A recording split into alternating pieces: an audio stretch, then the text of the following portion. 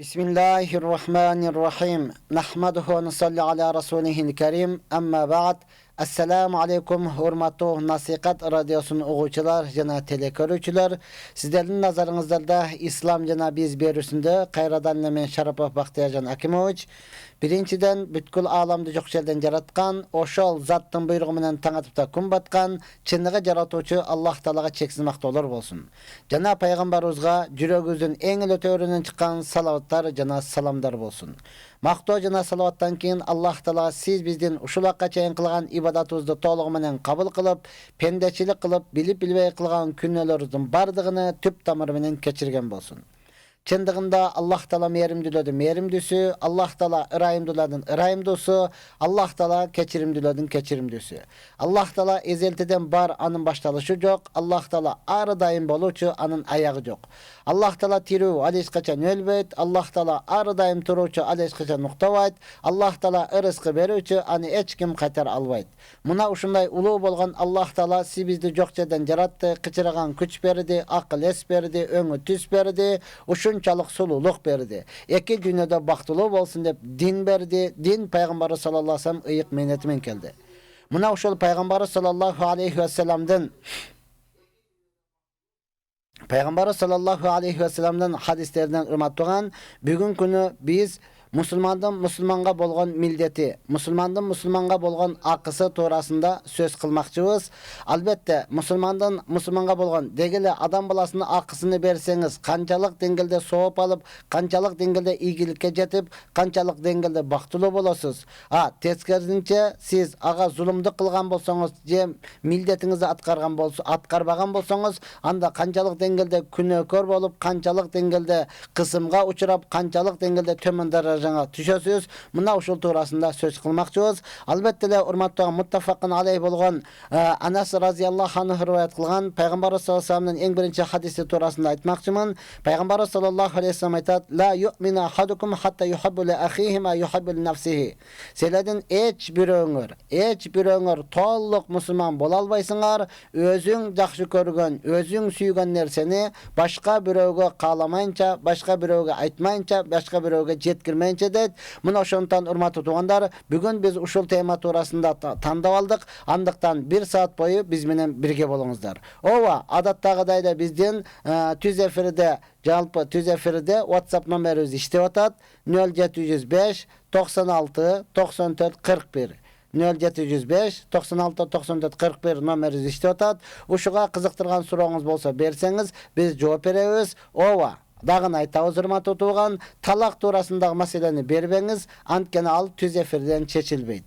Töşek maselesi toğrasında, antkeni bu sizdin jeke kızykçylygyňyz. Owa sizdi düşünem, jalgyz maşynada olturas, je jalgyz bir jerde siz kançalygan adamlar ata-enesi menen, bir tugandary menen, kızdary menen degele uyattuu adamlar menen birge ugy olturgan boluşy mümkün. Oşontan alарды kaçırбастан, alary dagı toluk ugup, eger çynynda ele bizde paýda bolacagymyzsa paýda alyp, bolsam bizdin kemçiliklerimizdi ugup turup alary aýtyp bergenige toluk şart tüzүүnü biz toğra görgenbiz. Oşontan sizlerdi dagı toğra түшүнөт dep esepdeýiz urmatly tugan. Urmatly tugandar, musulman bolgan akысы. Abu Hurayra raziyallahu anhu riwayat kılgan hadiste Paýgambar sallallahu aleyhi ve sellem aytat: "Musulmandan musulmanga bolgan 5 akысы bar" det. Bul muttafaqan aleyhi bolgan hadiste, alemi Muslimde olatan bolsa 6 akысы bar det. Owa muttafaqan Buhari Muslimde kelgen bolsa, "Raddus salam, assalamu aleykum" deyip turgan bolsa, "Wa aleykumussalam" dep jogap berişlik, degele musulmanga salam berişlik bul musulmandın mildeti. Salam bergen bolsa aga jogap qaytarışlyk sizdin mildetiňiz. Wa iyadatul maris, eger musulman bir tuganyň orup jatkan bolsa, any kabar alyş sizdin mildetiňiz. Jakşı orupdur, kaçan gelet eken dep any tabalaş jok. Oşonun orup kalışlygyny, anın ölüp kalışlygyny kaalap ümit kılışlyk bul sizdin mildetiňiz emes urmatly tugan. Balkim oşol orup jatkan bolsa, anın erterek sakaýyp ketүүsüni kaalap dua kılıp oşonu barıp ziyarat kılışlyk sizdin mildetiňiz. Ewa eme jan bar jerde kaza bar diýip urmatly tugan, eger kaýsa bir musulman dünýeden kaçyş kılgan bolsa, anın janazasyga barışlyk bul musulmandyn mildeti. Эгер чакырган болсо ага жооп берип, баанык бара алам, же болбосом жок, бара албайт экен, менин колум бошобойт деп жооп беришлик бул сиздин милдетиңиз, урматтуу тууган. Ак чүч деп чүчкүргөн болсо, ал чүчкүргөн адам алхамдулилла деш керек. Аны уккан адам ярхамукаллах. Бул деген сөз чүчкүргөн адам бүткүл денесиндеги оорулар чыгып кетти. Ичиндеги чүчкүргөндө жер эң катуу тербегенде канча балда тербейт.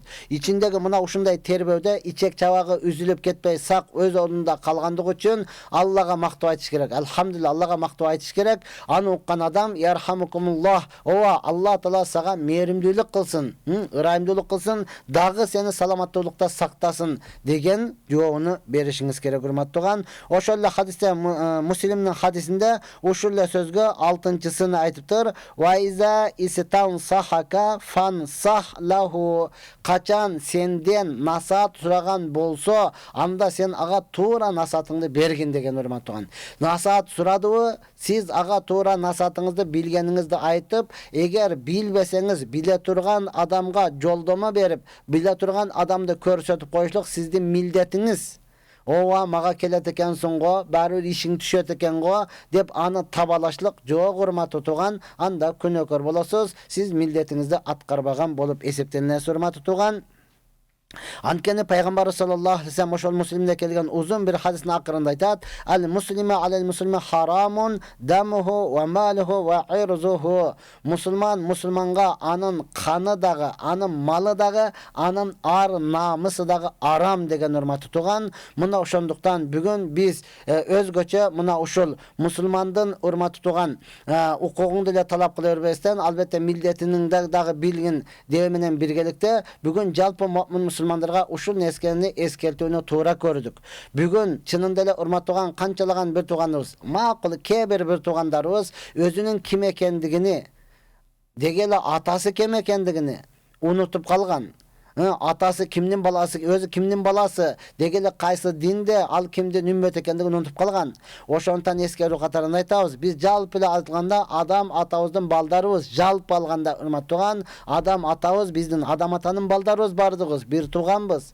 Пайгамбарыбыз Мухаммад саллаллаху алейхи ва саллям үммөтүбүз, урматтуу тууган. Муну неге айтып атам? Бүгүнкү күнү кээ бир муштуму чоңураак, же болбосом жогорку деңгээлге өзүн өзү коюп алган адамдарыбыз келип эмне кылып калды? Биз аюудун балдарыбыз, биз арыстандын балдарыбыз, биз дөөдүн балдарыбыз, биз карышкырдын балдарыбыз, биз бүркүттүн балдарыбыз деп мусулман бир тууганыга зулумдук кылып, мусулман бир тууганыга кол салып, мусулман бир тууганыга күчүнү көрсөтүп, мусулман бир тууганынын малына ала албаса жанына ала албаса ар намысыга тийгендер көбөйүп кетти. Ошондуктан менин мусулман бир туугандарым, мен жалпыңыздарды өтө жакшы көрөм. Ооба, мен манал деп айтпаймын. Анткени баардыгыбыз бир тууганбыз. Кайсы жерде болот турган болсо, албетте сиздер менен дагы саламыбыз түз, урматтуу тууган. Мына ошондо эң негизгиси жалпы коомду тартипке алып келүү. Азыркы тил менен айтканда рекет дейсизби, чорный дейсизби, же болбосо эмне, бандит дейсизби?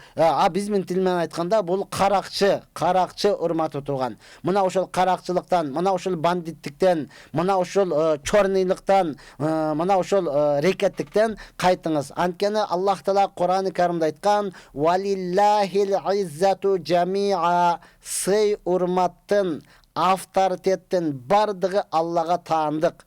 Аллах Таала кимдин даражасын көтөрө турган болсо, аны түшүрө турган эч ким жок. Алла кимдин даражасын түшүрүп кое турган болсо, аны көтөрө турган эч ким жок. Ошондон эгерде сиз бул дүйнө жана ахиреттеги сый урматка ээ болгуңуз келе турган болсо, эки дүйнөдө бактылуу болгуңуз келе турган болсо, бул дүйнөдөгү вактынчалык сый урматтан баш тартың.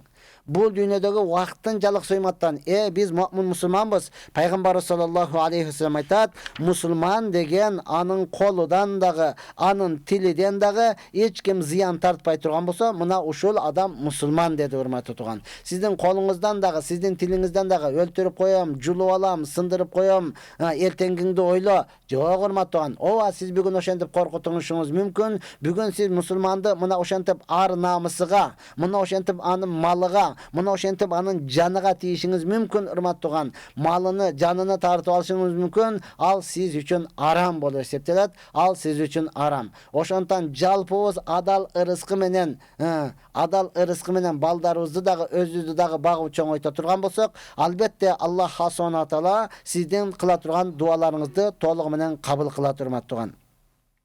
Анткени пайгамбар Абу Хурайра разияллаху анху риваят кылат, пайгамбар саллаллаху алейхи вассалам өзүнүн небереси Али разияллаху баласы, өзүнүн небереси Хасан Хусейнди өпкөн учурда Акра ибн Хабис пайгамбар саллаллаху алейхи вассаламга келип айтып атат: "Менин 10 балам бар. Мындай айтканда 10 неберелерим бар, 10 балам бар, бирок алардын бирөөсүн да өппөймүн."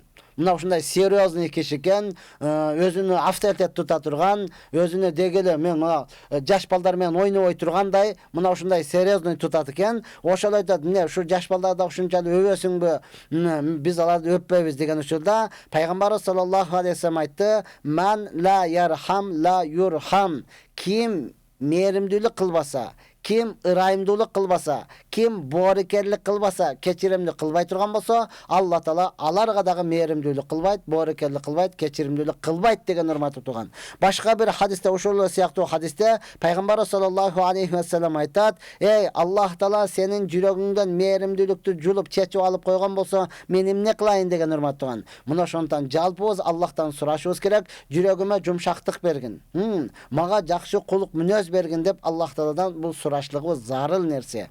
Эми ооба негизиден жалпысынан урматтууган, мусулман зулум кылышлыгы бул толугу менен арам нерсе. Пайгамбар саллаллаху алейхи вассалам Абу Хурайра разияллаху анху риwayat кылган, бул дагы Муслимде келет, урматтууган. Ошол хадисте пайгамбар саллаллаху алейхи вассалам айтат: "Банкрот ким? Банкрот деп кимди түшүнөсүңөр? Банкрот деп кимди айтасыңар?" деп достордон сураганда, достор айтат: "Бизде банкрот деген мына ошол бир тыйын акчасы калбаган, капеги калбаган, дегеле эч кандай буюм тайымы калбаган, көчөдө азыркы тил менен айткан сел саяк болуп көчөдө калган адам, мына ушул банкрот" дегенде пайгамбар саллаллаху алейхи вассалам айтат: "Жок, менин үммөтүмдөн чыныгы банкрот деген кыямат күнүндө мына ушундай адам болот. Намаз окуган, зекетин дагы берген, мечит дагы салган, керек болсо ушундай көп жакшы иштерди кылган, бирок бир адамды сөккөн, бир адамды урган, бир адамдын малын тартып алган, бир адамдын канын төккөн, бир адамдын ар намысына тийген, бир адамды коркуткан, кыямат күнүндө мына ушул адамдардын бардыгы келип туруп, мунун окуган намаздарыны, салган мечиттерини, медреселерини, дегеле бардык жакшы кылган иштерини тартып алат. Мына ошондо ал адам эмне кылат? Эч нерсе калбайт. Эч нерсе жакшылыгынан эч нерсе калбай туруп, акырында дозокко түшөт. Мына ушул адам банкрот адам деген урматтуу туган. Ошондон кээ бир баягы Нурлан Мотоев агабыз айткандай, муштуму чоңураак жанагы кимдер дейт? Чорныйлар дейт, каралар. Бирөөдү коркутуп бүгүн алып аткан болушуңуз мүмкүн. Бирөөдү коркутуп налог салып аткан болушуңуз мүмкүн. Дегеле мектептеги окуучулар өзүңүз муштумуңуз чоңураак болуп, 11-10 класска келип, алыс жакындан келгендерди коркутуп, аларга налог салып, акчасын алып аткан болушуңуз мүмкүн, урматтууган. Өзүнчө эле авторитет. Жок, сиз авторитет эмессиз, сиз эң кор адамсыз. Азыр дагы айтам, Аллах Таала Кур'ан-ы Каримде айтат: "Сый урматтын бардыгы Аллага гана таандык. Жалпыңызга, кулагыңыздарга алтын сырга, эгерде менин дагы колумда болгондо, мен дагы ушулар менен бирге, байлар менен бирге отуруп чай ичелем дегениңиз өзү бул дүйнөдөгү кордугуңуз. Мен дагы кичине машыгып койбопмун, мен дагы кичине күчтүүрөөк болгонумда, менин дагы мындай күчтүү досторум болгондо, барып ошону уруп келет элем, барып ошонукун тартып алат элем, барып ошону коркута алам дегениңиз бул дүйнөдөгү кордугуңуз.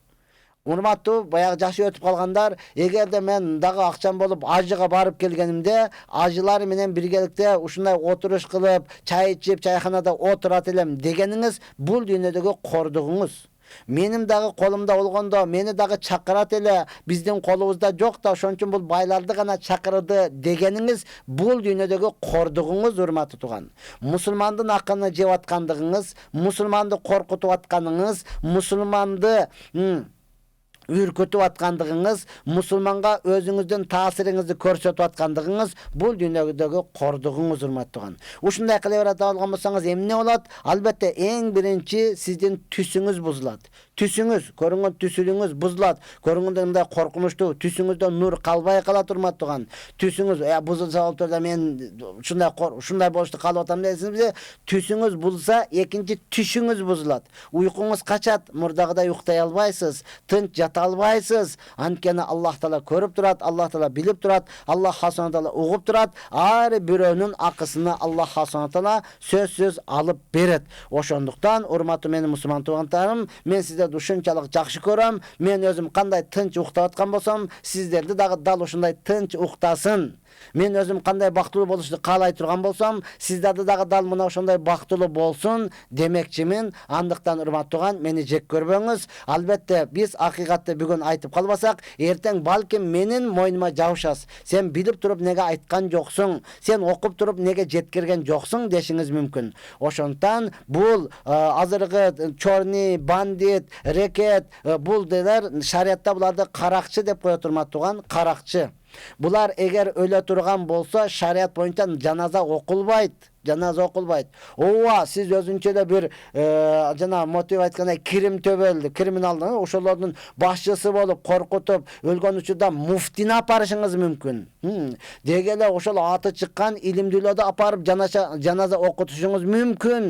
Ооба, ал тышкы көрүнүшүдө окуп кое берет, урматтуу тууган. Бирок ахиретте ал кабыл болдубу, болбоду деген маселе турат. Мына ошондон толук ойлонойлу. Шариат боюнча жөнөкөй эле бирөөнүн 10 дирхам деп коет. Биздин пул менен алганда 5000 сом. Боптур, 10 000 сомго жетпеген акчасын алсаңыз, шариат боюнча бул дүйнөдө колу кесилиш керек. Колу кесилиш керек. Неге? Бунун адам баласынын колу, сиздин бир бармагыңыз өзү 100 төө турат. Сиздин бир бармагыңыз өзү 5 төө турат. Сиздин бармагыңыз, бир чыпалаңыз канча баалуу да? Эми бир 10 000ге жетпеген акчасын уурдап ала турган болсо, шариат боюнча Аллах хасандет мына билектен колуну кескиле дейт.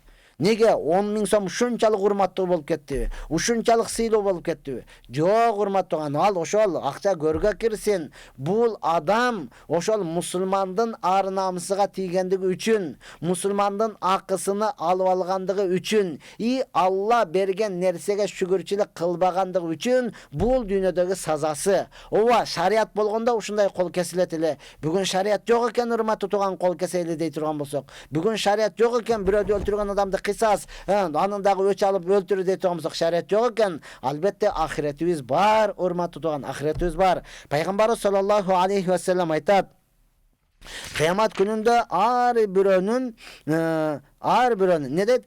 Ла туаддуннал хукука ила ахлиха яумал кыяма. Кыямат күнүнө ар бирөөнүн акысы алып берилет. Кала берсе, мүйүзү бар эчки, мүйүзү бар кой, мүйүзү жок койду сүзгөн болсо, мүйүзү бар эчки, мүйүзү жок эчкини сүзгөн болсо, мүйүзү бар уй, мүйүзү жок уйду сүзгөн болсо, ошонун дагы акысын алып берет. Аллах Таала адилеттүү болгондугу үчүн. Эмнеге алар бейишке кириш үчүнбү? Жок. Дозокко түшүш үчүнбү? Жок. Эмнеге? Алланын адилеттүүлүгүн орнотуп, анан алар топурак болуп жок болуп кетиш үчүн. Мына ошону көргөн анан адам баласы айтат: "Я лайтани кунту тураба." Аттиң, мен дагы эле кой болуп калбаппын, мен дагы эле эшек болуп калбаптырмын, мен дагы эле ит болуп калбаптырмын. Неге ушундай акымды алып берет эле, жок болуп кетет элем, дозокко түшпөйт элем деп айбан болуштукту самап калат дейт, урматтууган. Андыктан Аллах Таала сибизде адам атанын балдары кылып жаратты, пайгамбарыбыздын үммөтү кылып жаратты. Мындан өткөн авторитет барбы? Мындан өткөн даража барбы? Мындан өткөн сый урмат барбы, урматтууган? Сиз өзүңүздү мен аюудун балдарыбыз, биз бүркүттүн балдарыбыз, биз карышкырдын балдарыбыз, айланып кетейин, чынында эле баягы табалаш үчүн айтсаң болот, ооба сен ошонун баласысың, сен өзү ошого эле ылайыктуусуң дегин келет. Бирок биз мусулманбыз, урматтуу тууган. Биз мусулманбыз, бирөөдү коркутпайбыз. Ооба, кээ бирөөлөр айтат, булары дагы керек экен, мындай кылбасаң байлар көбөп кетет, булары дагы керек экен, мындай кылбасаң байлар эч кимди тааныбай калат. Урматтууган, Аллах Таала аларга дагы акысыны коюп койгон. Бербесе анын акысını алуучу Allah, siz emessiz urmаттуу. Аны сазлай турган сиз эмессиз, Allah. Ар бирөөбүз өзүбүздү дозоктон куткаруунун аракетин кылайлы. Урматтуу туугандар, биз Насихат радиосунда 90 жана 9 жыштыгында түз эфирдебиз. Эгерде сизди кызыктырган сурооңуз боло турган болсо, биздин түз эфирде WhatsApp номерибиз иштеп атат. 0705 96 94 41 0705 96 90 41 номерибиз иштеп атат. Ушуга машалла сурооңузду жөнөтсөңүз, албетте биз билсек жооп беребиз. Ова Аллах Subhanahu Teala Kur'an-ı Kerim'de Hac Suresi'nin 71. ayetinde aytat: "Ve ma liz-zalimina min nasir." Zalimlerge kıyamet günü hiç kanday yardım berүүчү жок. Siz damılar menen men alımdırlar menen oturgan boluşuңуз mümkün, çay içken boluşuңуз mümkün, o selfie kılıp süretke düşken boluşuңуз mümkün, dosuңуз boluşu mümkün, koşuna bolgan boluşuңуз mümkün. Bir hurmattuğan, eger de musulmanga zulümdük kılıp siz anın baylığına tartıp algan bolsoңуз, musulmanga zulümdük kılıp durup akısını berбей koygan bolsoңуз, musulmanga zulümdük kılıp durup urmattuğan, başka bir kanını tökкен bolsoңуз, ar namısıga тийген bolsoңуз, degelany korkutkan bolsoңуз, buga hiç kim jardan bere albayt. Allah Kur'anda aytıp koydu urmattuğan. Kur'anda aytıp koydu.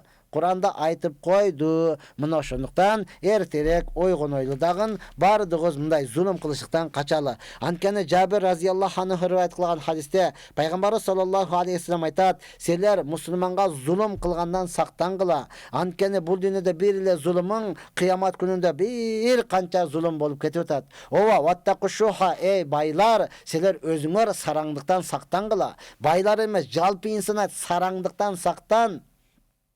Sarаңдыктан сактан. Пайгамбар саллаллаху алейхи ва саллям айтып атат: "Неге сараңдык анткени селерден алдыңкы адамдарды жок кылган, бизден алдыңкылар бардыгы жеткен байлар болгон урмат тутулган, алардын төөлөргө казынасынын ачкычын жүктөгөн байлар болгон. Урматтууган, ошолордун бардыгы жок болду. Эмне себеп? Бир эле себеп сараң болгондугу үчүн. Бербе муну жаман үйрөтөсүң, бербе өзү иштесин, бербе деп олтуруп алар жок болуп кеткен. Кала берсе, алар эмне кылган? Сараңдыктын натыйжасында бири-биринин канын төккөн. Сараңдыктын негизинде бири-бирини өлтүрүп, арам болгон аялдарыны, арам болгон кыздарыны алып алган. Муну ошонун негизинде алар түп тамыр менен жок болуп кеткен. Сиз дагы урук тукумуңуз менен жок болуп кетишини каалабасаңыз, анда бул нерседен баш тартыңыз, эртерээк Tövbe kılınız, albatta bugün tövbenin eşiği açık. Tövbenin eşiği açık.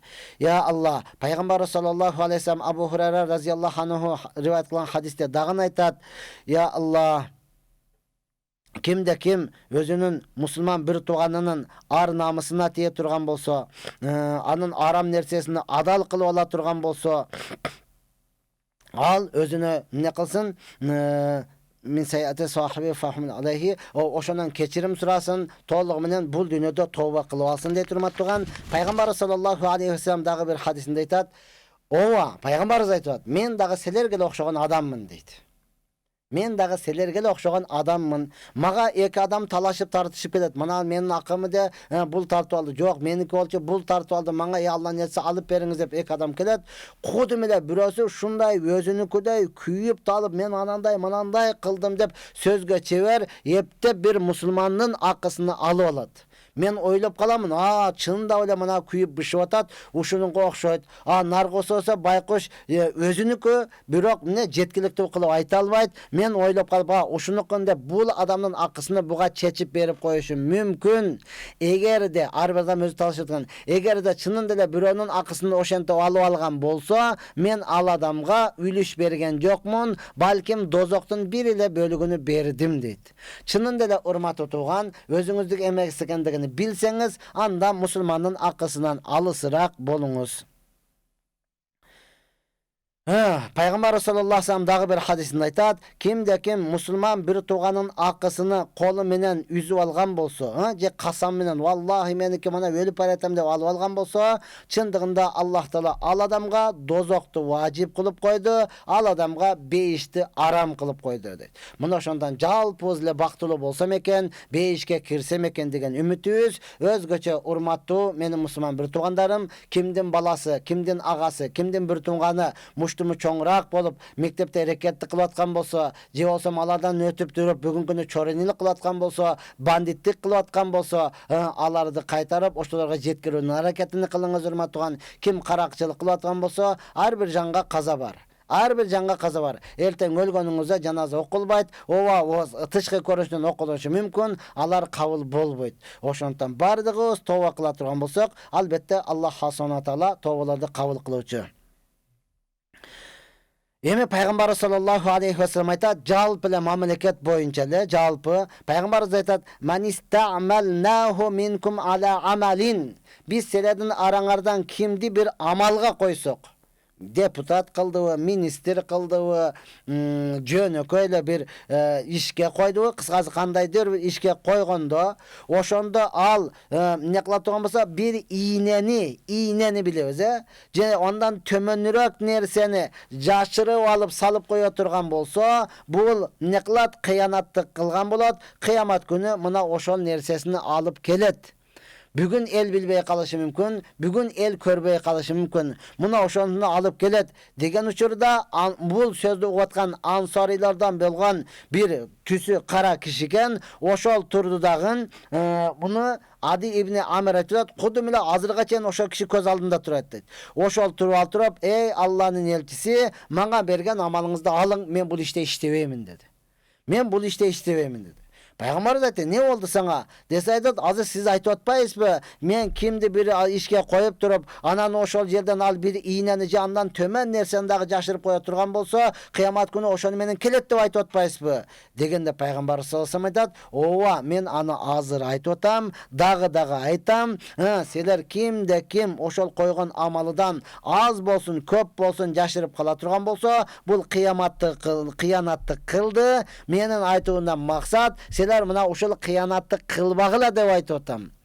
Кыянатты кылбагыла деп айтып атам" деди. Ошондон урматтуу жалпы менин мусулман бир туугандарым, сизге кандайдыр бир жумуш тапшырылдыбы, ошого кыянатты кылбаңыз. Бир эле жалпы сиз эмне Кыргызстан боюнча, башты Кыргызстан боюнча каралып атасызбы? Кыргызстанда 6 миллион адам жашап урматтуу тууган. Демек ошонун жалпы акысыны жеген болуп эсептенесиз. Эми пайгамбар саллаллаху алейхи ва саллям bir adamdı жумушка койду. Bir adamdı sadakaga койду. Sadaka жыйганы, zekat жыйганы койду. Zekat жыйганы коюп туруп онда жанагы жумушка коюлган адам келип туруп, "Мына ал zekat, мен топтоп келдим, мына ал бардыгы силердики, мынага тийбей эле. Буну мага белек кылып берди. Муну мага хадия кылып берди." Деген учурда пайгамбар саллаллаху алейхи ва саллям өзү хутбага чыгып туруп, Аллах Таалага мактоолорду айтып, Аллах Таалага мактоолорду, хамды саналарды айткандан кийин пайгамбарыбыз айтат, "Мен силердин араңардан бир адамды зекат жыйганы, садака жыйганы койсом, ал адам жыйып келип айтып атат, мына бул силердики, бул болсо мага хадия кылды" деп айтат. Аллага касам ичип айтамын, ошол адам атасынын үйүндө же энесинин үйүндө ошентип олтурса эле, ошол белектер келет беле?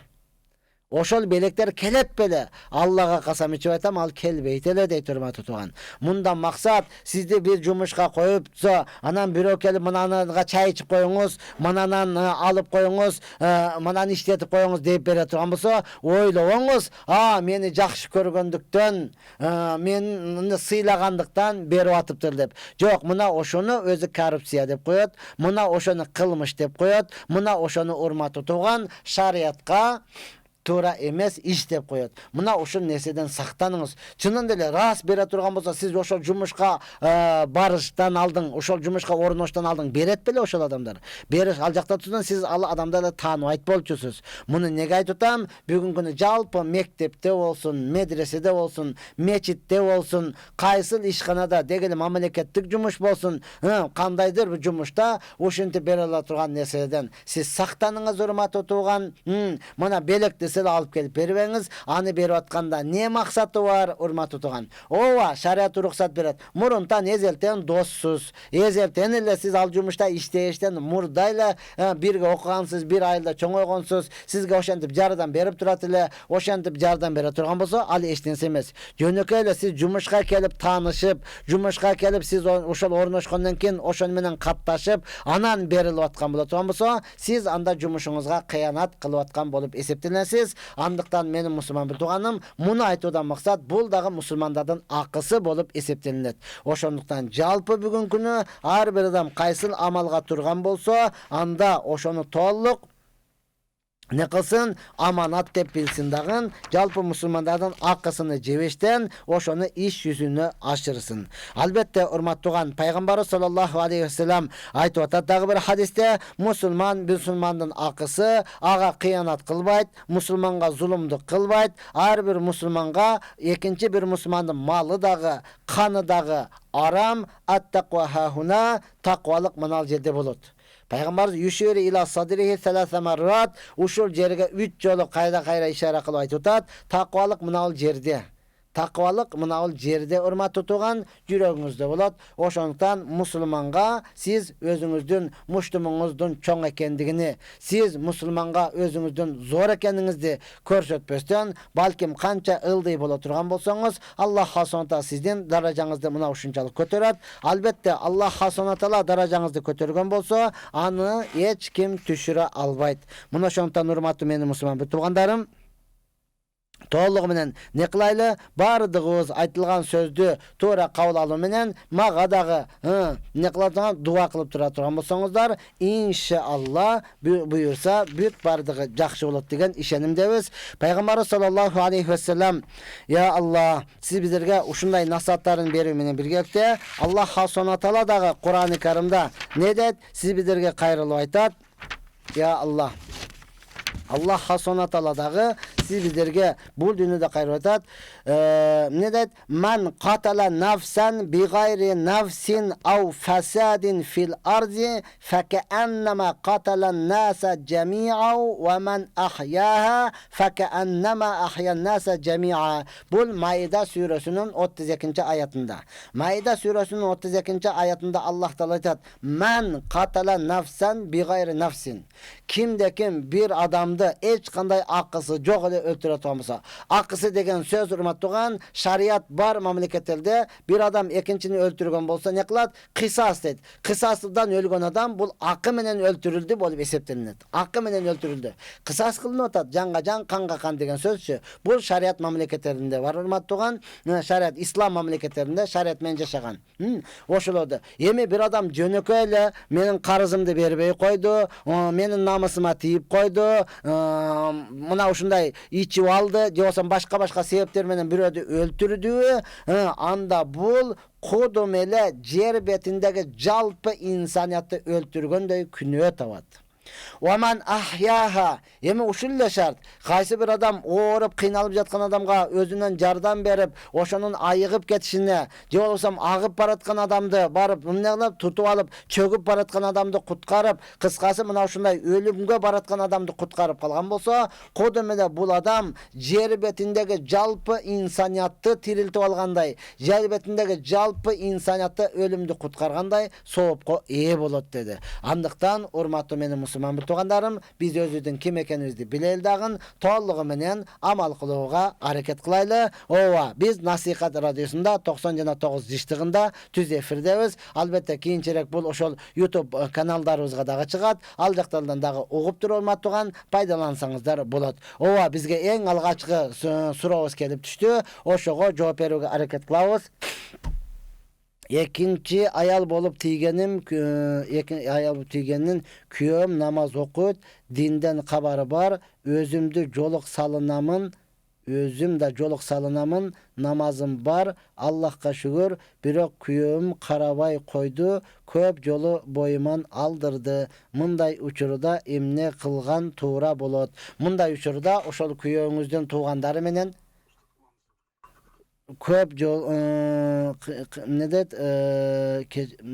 köp jolu köngülümdü ooruttu, keçirip koygum kelet, birok yüregimde aga bolgon kapalık tınç beribey jatat, kıyamatta жооп берет dep ele kala beremin. Ötö jakşı, bu sıfatınız ötö jakşı. Maşallah.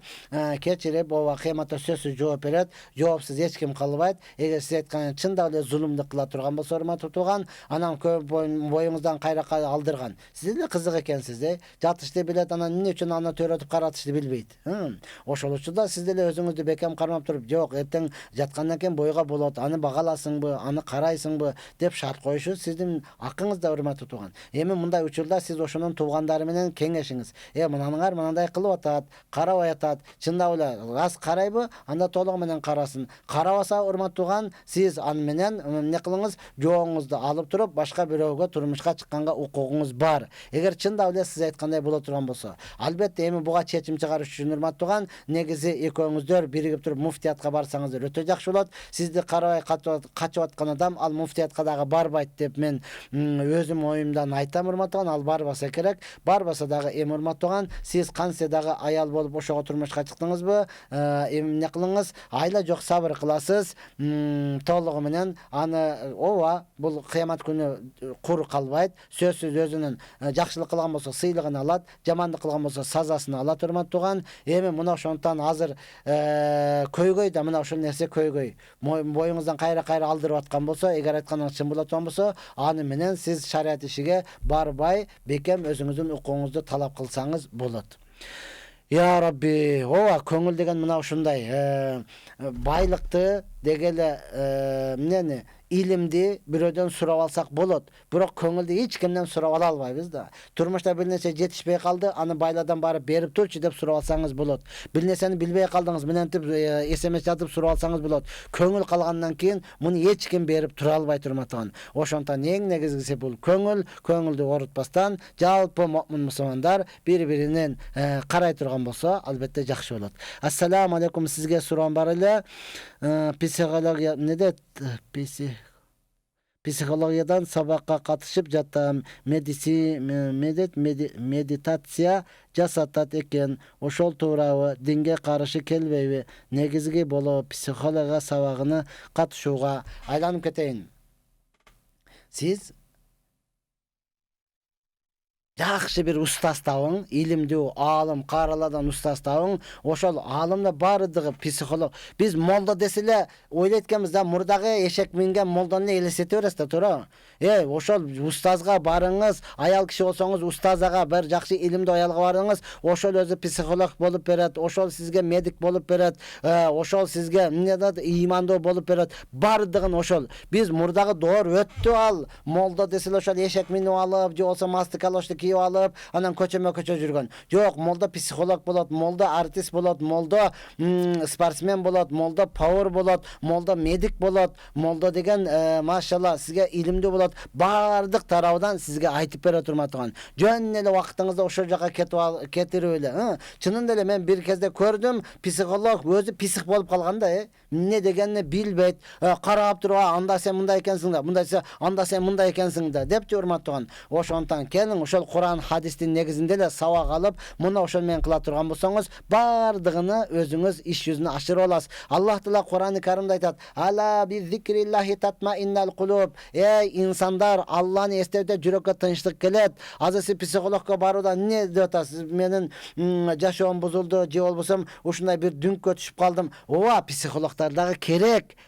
Алар керек эмес. Алар керек. Бирок сиз эң негизги убакытыңызды динге берип туруп, ошол Кур'ан, хадиске бере турган болсоңуз, эртерээк өзүңүздүн жолуңуздан, баягы тупигиңизден чыгып кетип туруп, эртерээк кененирээк жолду таап аласыз. Урматтуу, кечегиндей болгон учурларда бизге сөз психологдор керек. Алардын дагы өзүнүн эмгеги бар, аларды дагы биз баалайбыз, аларды дагы биз урматтайбыз, аларды дагы сыйлайбыз, алардын дагы айткан нерсесин алабыз, урматтуу. Бирок эң негизгиси, сиз биринчи диниңизди жакшы үйрөнүп ала турган болсоңуз, анан адашпайсыз. Жанагындай башка нерсени айта турган болсо, болду, буягы мага керек эмес, мына ал жагы мага керек. Өтө сонун болду, Алла разы болсун деп туруп, психологдон туура кеңешиңизди алып туруп, анан чыгып кете бересиз. Ассаламу алейкум, саламатсызбы? Махрам адамдарды толук айтып бере аласызбы? Бул суроо дагы келет. Махрам, сизге махрам эркексизби? Аялсызбы? Erkek bolsoңuz, sizin bir tuğan ejeleriniz, bir tuğan karındaşlarınız sizge mahram. Enеңiзден bir tuğandары, tayejeleriniz sizge mahram. Atаңızdan bir tuğan eje karındaşları sizge mahram. Özüңüzdөн bir tuğan ağаңыздын kızları sizge mahram. Özüңüzdөн bir tuğan ejeңiздин kızları sizge mahram urmat tuğan. Kız bola tuğan bolsoңuz ушул эле бүт эркектери. Кызсызбы, аял кисизби, сиздин bir tuğan ağa innileriңиz sizge mahram. Sizdin taykeleriniz, enеңiz менен bir tuğan taykeleriniz bardıq sizge mahram. Atаңыз менен bir tuğan sizge mahram. Oşol эле учурда эмчектештериңиz sizge mahram. Emçekteş. Emçekte bir emkeniz uşular mahram. Oşonun baldары dagı sizge mahram urmat tuğan. Ya Allah, dagın kimdir? Muna uşular jalpısına mahram dep uşularda aytat. Bul degen söz nikelengenge bolboyt. Uşular menen safarga çıksanız bolot. Uşular menen bir dastorkonda kenen olturup çay içseniz bolot degen söz urmat tuğan. Nikesiz törölgön bala emne bolot aytı beresizbi. Nikesiz törölgön bala le bolot. Alında hiç kanday күнөө жок. Maşallah anı tarbiyalap, anı ilimdүү kılıp kayсы tarmakka öğretiyorsan bolsa, oşol o tarmaktın adisi bolot. Anda күнөө жок. Күнөө oşol nikesiz жатка менен erkek менен ayalda күнөө. Oşolar zina kıldı ol eseptenет. Hem oşo zina kılın kesepetinden oşol meme payda oldu. Al memede hiç kanday payda ziyan yok. Albatta anın ziyanı gelecekte eğer ilimdi bolup kalatan bolsa, bu zinadan törölgön, bunu imamga çıkpasın dep adamlar jek köröt. Al yüzü jarık bolbay, жүрө жер карап калат. Al oturgan yerde oğzunu tolturup süyle albayt. Biro söylese özüngde bilip al, sen kayaktan kelgenini bilip al desem ne deyt urmat oturgan? Ne deyt? Bunun ayıbı ile uşulda kiyin yüzü jarık bolbay kalat. Min ilimdi bolsa dagı, al ilimdi bolsa oşonun ne de zinadan turganda şunu imam kıldыңарбы, başka imam tappadыңарбы dep turup eldin oğzunda elek jok, süylögen adamlar bolot. Bul dagı bir meseleni ayta turgan bolsa, degele biröge bir neseni deyt turgan bolsa, ayta sen özüň kayaktan kelgenini bilip al deyt. Munun panay bas, buşuga күнөөкөр kim? Erkek menen ayal. Dagı aytabыз, eger şariat bolgondo bul adamdарды taşbaran kılıp öldürüş kerek эле. Dep ötkönde bir yer desem, biri aytat, "Jakşı bizde şeriat jok eken. Sen bolgonda manetde kançası ölüp ketmek" depçi. Jakşı jok eken emes, urmatı tuğan, başыңды iştet, sen tooba kıl, sen keçirim sura, sen ıyla, sen ekinci al joluga kaytıp barba. Mına uşunday balдар törө turgan bolsa, senin kesebetin uşul öler ölgüçe urmatuan sana jakşı söz aytpayt. Mına ошонтан Аллах Таала бардыгыбызды мына ушул никесиз мамиле кылгандан сактасын. Устаз менин досторум намаз окушпайт. Ошого эмне кылың? Окушпаса сиз дават кылыңыз. Окушпаса сиз аларга мээнет кылыңыз. Окуганын фазилетин айтыңыз. Намаз окуган мындай болот. Жок, алар көпчүлүк болуп сизди шылдыңдай турган болсо, алардан эмне кылыңыз? Сиз чегиниңиз, артка чегиниңиз дагы жакшы чөйрө табыңыз. Буларды оңдойм деп өзүңүз бузулуп кетпеңиз. Буларды намаз окутам деп өзүңүздүкү дагы калып кетпесин. Чынында эле мен 11-класста окуп жүргөн учурда, мектепте окуп жүргөн учурда көпчүлүгү намаз окубайт эле. Кечинде көчөгө чыкасың, ошол менен жүрүп чынында эле куптан калып кетет эле да. Муну моюн калыш керек урматтуу турган. Куфтан калып кетет. Неге алар окуйт десең, анан окуп аласың да, мынаны бүтүрүп албайлы деп эле bir сөзгө кирип кетет. Анан алардан ажырап өзүң чыгып туруп намаз окуганга шайтан бар. Отуруп бер, анан окуп коесуң да, каза кылып коесуң да, кийин толтуруп коесуң да дейт. Муну ошо менен калып кете берет урматтуу. Ошондуктан намаз окугандар менен көбүрөөк жүрүң. Эгер алар чындап эле бизге үйрөт, айт ошону, биз дагы окуйлу, кел, ашка кел, кел чайга кел десе, анда барыңыздагы толук ашыларга айтып бериңиз. Buyursa alar dağı okup kalışlığı hiç kanday taң kalıştı emez. Selam aleyküm ustaz. 4 balabız var. Joldoşubuzdan surabay hiç bir iş kılbayım. Birok al bir kız menen жүрüp ketti. Ata eneme aytpadım. Sığılam, ıylayım. Birok özü düşünbeyt at. Je jobumdu berbeyt. Emne kılayın. Allah Taala oşo 4 balany beripdir. Oşol sizdin baylığınız. Uyur buday bolsa uşular çoңoya turgan bolsa, sizdin kadırыңызга жете турган дал мына ушулар. At aylanyp казыкка деген сөз бар. Siz жакшы боло турган болсоңуз бар bir күн айланып келе турмат турган. Качан башы ташка тийгенде, анда кеч болуп калат. Андагы дагы табалабастан жаман болсо да ошо 4 балаңыздын атасы деп дуа кыла бериңиz. Эми bir кыз менен жүрүп кеткенде никеси боло турган болсо, ага биз эч нерсе дей албайбыз. Себеби шарият уруксат берген. Никеси жок боло турган болсо, албетте Аллах Subhanahu Taala мунун sazasını beret. Köyüңüzge Allah Taala insaf bersin, ertere kayra kelsin dep dua kılabız inşallah. Menin ayalım ajraşam dep jatat, sebebi jok ele. 3 bala bar, jaşaylı koy dep aytıp çarçadım. Emne kılsam bolot. Ayalыңызды alıp turup imamdarga barыңыз, muftiyatка barыңыз. Je bolbosam oşol ayalыңыздын ата-энесине барыңыз. Biz azı ата-энесиге барсаң көпчүлүк айтат да өзүң чечесиң депчи. Кызыга өзүң жок, өзү эч нерсени чечпей турматы туган. Чынында эле бул аял заты эмне кылды? Башка бирөөнү көрүп калган болушу мүмкүн, ою бузулган болушу мүмкүн. Же болбосом ошол бирге жүргөн кыздары жүр мына жака кетебиз деп болушу мүмкүн. Чынында эле мындайларды себеби жокторду көрүп атам мен. Себеби болсого, эми аны сен дагы тобо кыл, кечирим сура, мындай кыл десең болот турмат туган. Кээ бирөөлөргө туура чыгып калып атат. Анткени мен имам катары барып көргөндө чынында эле себеби жок. Неге десе, ой эски бир себепти айтат да. Аял затынын табияты мына ушундай урмат туган. Ошондон ага аяр мамиле керек. Эч бир болбосо ошол аялыңыздын жакшы бир нерсе жакын тууганы болушу мүмкүн. Ошого барып, жакшы кеңешиңди берген манантып атат деп айтышыңыз мүмкүн урмат туган. Андай дагы болбой турган болсо, акыйкатта чындап эле жашабай сизге баш ийбей турган болсо, айласыздан анда жоону бересиз. Ага зулум өзүгө өзү зулумдук кылган болуп эсептелине турмат туган. Негизиден себеби жок талагын сураган аял бул бейишке кирбейт. Бул бейишке кирбейт. Эч кандай себеби жок талагын сураган аял бейишке кирбейт. Ошондуктан аялыңызга дагы Аллах Таала өзү инсаф, мүмкүнчүлүк жана иманына күч кубат берип, чынында эле Аллахтан корку сезимдерини Алла Таала жүрөгүнө салган болсун. Ассаламу алейкум, менин намазымдан алыстатып жатат, шайтан азгырып, эмне кылсам болот? Аузу биллахи минеш шайтанир ражим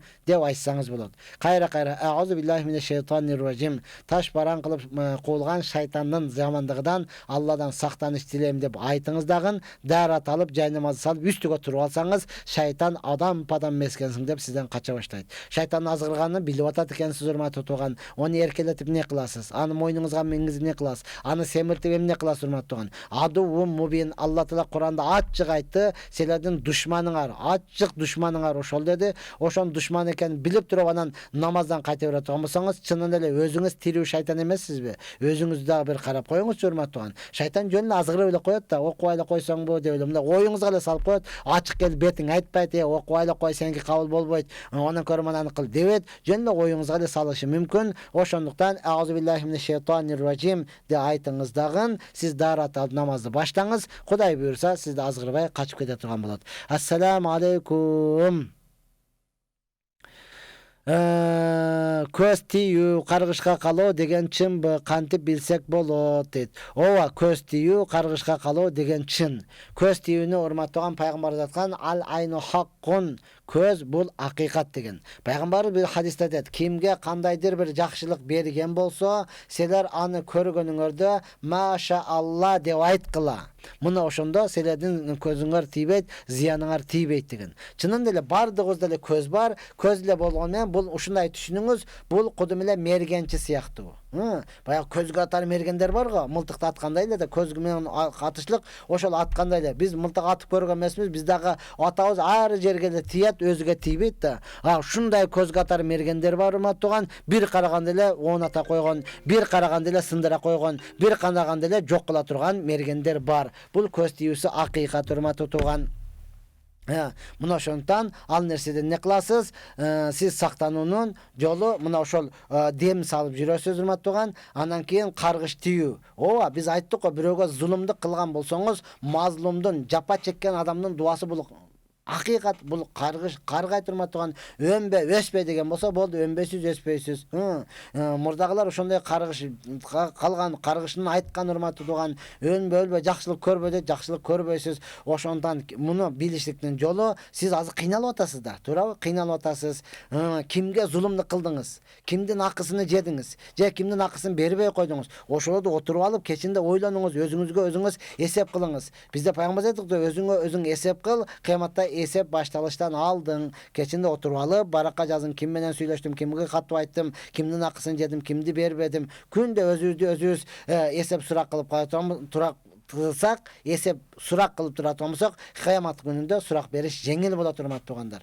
Бул акыйкат нерсе. Эми кимге жакшылык берген болсо, биз ага суктанбастан маша Алла, же Алла эмнени кааласа ошол болот. Алла берип тур, ушундай каалаптыр десек, биздин дагы зыяныбыз тийбейт. Ушул сөздү айтышыбыз керек. Ассаламу алейкум. Биринчи турмуштан эркек балдарым атасында, өзүм башка турмуштамын. Балдар 3 жашынан калган, сүйлөшпөйм. Балдарым чоң жигит болду.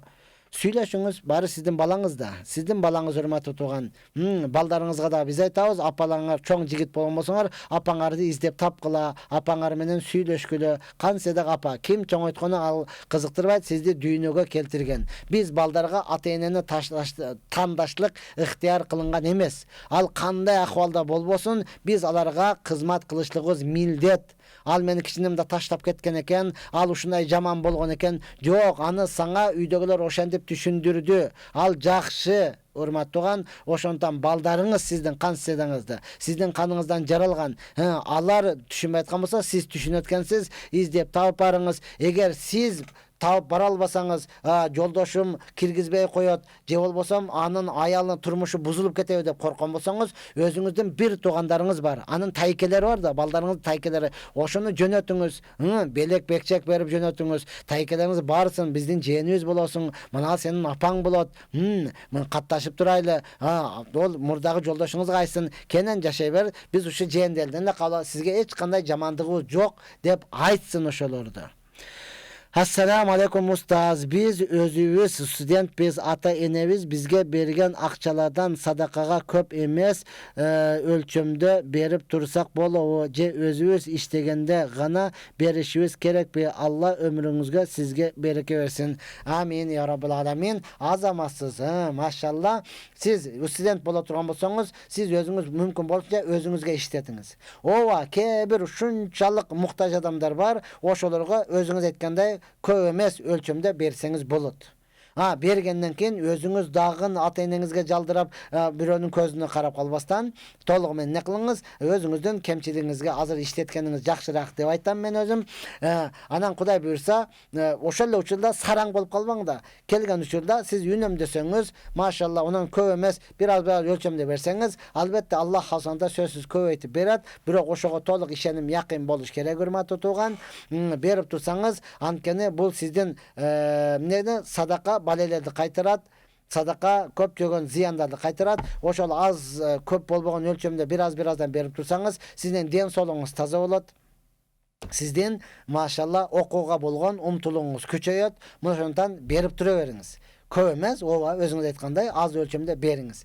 Анткени урматтуу тууган, биз ушундай сараңдык кылуу менен андан көп нерсе чыгып кеткенде аттың деп арман кылып калабыз да. Ошондон сараңдык кылбастан берип турсаңыз жакшы болот. Ассаламу алейкум. Гусулу жок, нафил орозо кармаса болобу?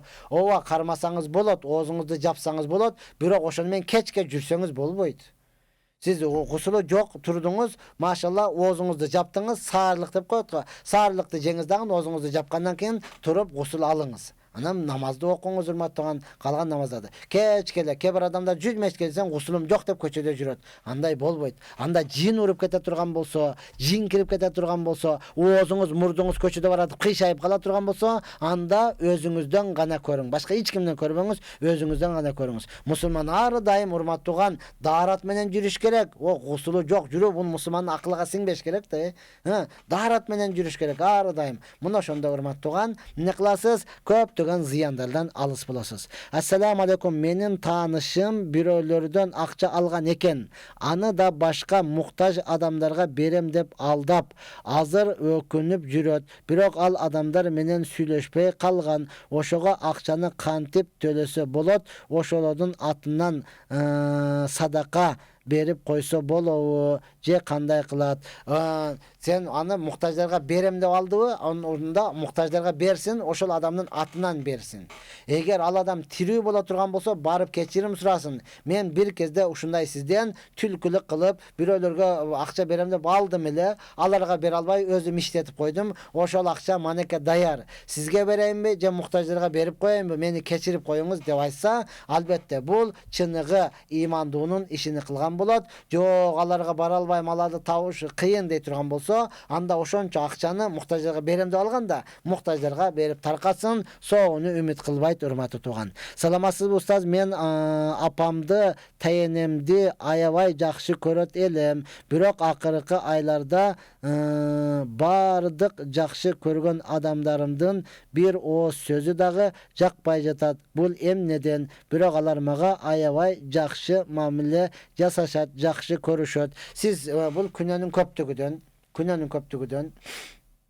Я Алла, же болбосом өзүңүздүн деңгээлиңиз көтөрүлгөндүктөн, текеберликтен болушу мүмкүн. Ол дагы күнөө болуп эсептелинет. Деги эле сиз ошолордон алыстап, башка адамдар менен мамиле кылган болушуңуз да мүмкүн. Кантсе да урматтуу тууган, ооба, жанагы айткандай ысытма, суутма дегендер бар. Бизде көбүнчө көз ачыктар кылат. Ошондон алардан алыс болуу керек. Ошолор суутуп жаткан болушу дагы мүмкүн. Негизи алар суутканда наргылар дагы сизге жакшы карабай калат өзүчө. Бирок алардын мамилеси жакшы болуп аткан болсо, мында бир гана айып сиздин өзүңүздөн. Сиз өзүңүз көп астагфирулла, астагфирулла, ла илаха илля анта субханака инни кунту миназ залимин деп өзүңүз көп айтыңыз. Я Алла, мен өзүм зулумдук кылып атам, мени кечиргин деп өзүңүз көбүрөөк кылыңыз дагы. Аларга жакшы сүйлөй турган болсоңуз, иншалла мурдагыдай жакшы болуп кетесиз. Ассаламу алейкум ва рахматуллахи ва баракатуху. Мен өзүм намаз окуйм, ороном, бирок бир туугандарым намаз окубайт, жоолук салынышпайт. Сиз дуа кылып коюңузчу. Аллахым разы болсун. Эки дүйнөдө бактылуу болуңуз. Амин. Аллах Таала бир туугандарыңыздын дагы иманына күч кубат берип, алар дагы намаз окуп, алар дагы оронуп, алар дагы ибадат кылышына Аллах Таала өзү мүмкүнчүлүк берген болсун. И Аллах ошондо жардам берсин. Мына ушундай урматтуу тууган, сиз деле оронсоңуз, бир туугандарыңыз дагы оронуп калышлыгы бул не кылат, оронуп жүрүштүгү шарт эмес да. Аллах хасуандылар аркимди. Караңыз, пайгамбар саллаллаху пайгамбар болуп келди, бирок аны караган Абу Талиб, атасы менен бир тууган агасы, не болду? Имансыз болуп өлдү го. Бул жашоонун мыйзамы мына ушундай, урматтуу тууган. Ошондон ооба, бир туугандарым дагы динге келсе, алар дагы оронуп калса, алар дагы жоолук салынса деп Аллахтан тилейбиз. Бирок жалпы элге айта турган насаат, кээ бир адамдар бар, машалла, өзү машалла имам, ушундай катуу баян берет, бирок анын бир туугандары ичип жүргөн болушу мүмкүн да. Ага сиз айта албайсыз, бизге айтпай ана бир тууганыңды оңдоп ал дей албайсыз. Сиз анын айтканын угуп, хоп деп амал кыласыз. Ошону менен биргеликте эмне кыласыз? Ага жардам бересиз. Аны табалай албайсыз. Анткени Нух алейхиссалам пайгамбар болуп атат, бирок аялы кафир болду го. Лут алейхиссалам пайгамбар болот, аялы бузукулар менен кетти го. Ошондон урматтуу туугандар, кайсы бир адам өзү илимдүү болуп, кайсы бир адам машалла имам же болсом ошол бийик деңгээлге жатып, анын бир туугандары ал деңгээлге жетпесе, айыпты сиз ага кое албайсыз. Айып ошол өзүнүн бир туугандарында, урматтуу. Алхамдулилла, кимдин аялы дагы бир туугандарга намаз окуп, ошондой эле илим болуп болсо, залика фазлуллах, бул Аллахтын фазилети, Аллахтын айкөлдүүлүгү. Бул ошол сүйлөп аткан адамдын же имамдын кыйындыгыдан, онун өтө илимдүүлүгүдөн, анын ушунчалык эле үй бүлөсүнө кызмат кылып, тым эле бардыгын түшүнүп койгондугудан эмес, бул Аллах Тааланын айкөлдүүлүгүдөн, Аллах Тааланын берген фазилети. Ар бир үй бүлөбүз менен ушундай имандуу намаз окуучулардан кылышына Аллах Таала өзү насип кылсын. Мен намаз окуганда, кызым, балам намаз окуганда үнүңүздү чыгарып окуңузчу дей берет. Аял кишинин бирок үйдө эч ким жок болсо окуй берсе болобу? Себеби эми намазга түшүп жатышат. Балдарым ошого унутуп калат экен. 7 жашта, бирөөсү 6 жашта. Балдарым, сиз мындай кылыңыз эжеке, машалла, Алла разы болсун. Караңчы, балдарды тарбиялаштын жолу мына ушул да. Сиз азыр не болду? Шам боло элек, Шамды азыр эле окуңуз, ошентипчи, сыртыңыздан азыр эле окуңуз. Шам боло элек, бирок аларга шамды ушинтип окуйсуңар. Азыр мисалы асыр өтүп кетти, окудуңуз да, не кылың, пешинди азыр окуңуз. Пешинде азыр эле балдарга пешинде манан окуйсуңуз, азыр эле окуп, аларды тарбиялап үйрөтө бериңиз. Намаздын өзү шам болгон учурда, азыр шам болгон учурда сыртынан окусаңыз, анда болбой калат, урматтуу тууган. Анда болбой калат. Эч ким жок болсо дагы, аял киши мына ошол үнүнү чыгарбаштан окуш керек, урматтуу тууган. Анда намазыңыз болбой калат. Мына ошондон сиз азыр айттым го, пешин намазын азыр эле үнүңүздү чыгарып окуй бериңиз, балдарга тарбия кылыш үчүн. Окуп бүттүңүз пешинди. Сизге азыр пешин фарз эмес, балдарга үйрөтүш үчүн, балдарга тарбия бериш үчүн азыртан ошол бакырып үнүңүздү чыгарып окусаңыз боло берет. Ya Rabbi, almany almuruttu almaga kıyıştırуу şariatta kanday bolowu? Negizide nurmatlygan jakşı suroo berdiňiz. Paýgambar sallallahu aleyhi ve sellem doğrunda sahvalar oşol çaňdaştyratdylar da kurmany kurbaga çaňdaştyratdylar. Paýgambar sallallahu aleyhi ve sellem aýtdy, munday bolboýdy, munday kılbagla dedi. Kılbay koýdy da kurma möme berbey kaldı da. Möme berbey kaldı. Ne oldu dediler. Paýgambar sallallahu aleyhi ve sellem suradylar. Sahvalar aýtdy, çaňdaştyrбай koýduk. Çaňdaştyrbagandygy üçin bul möme berbey kaldı. Degende paýgambar aýtgan, men selerge şariatty öýretiş üçin keldim. Munday tajrybadan ötken nerseňerdi özüňer kıla bergile dep ruhsat bergen hurmat tugan. Anan jalpyda bizden imamdarыбыз almany almurutga, örüktü başka darakka kıyınını jok, jakşı görgөн emes, karahiyat jek görüşkön hurmat tugan. Almuruttun özünün türleri var go, oşonun sortu var, başka sortga kılsaňyz bolat. Almanın kök almanı kızıl almaga, başka almanın sortuga kılsaňyz, bu şariat ruhsat beret, uşunday kılıňyz. Al emi almaga örükkä, kara örüktü, je bolsam şabdalyny, başka mömönü ulap koya turgan bolsoňuz, hurmat tugan, jek görülgön. Bul jakşı nerse emes, har birine jınsyny menen koýgonuňyz jakşyrak bolat dep, muna oşentik hurmat tugandar, bugünkü bizden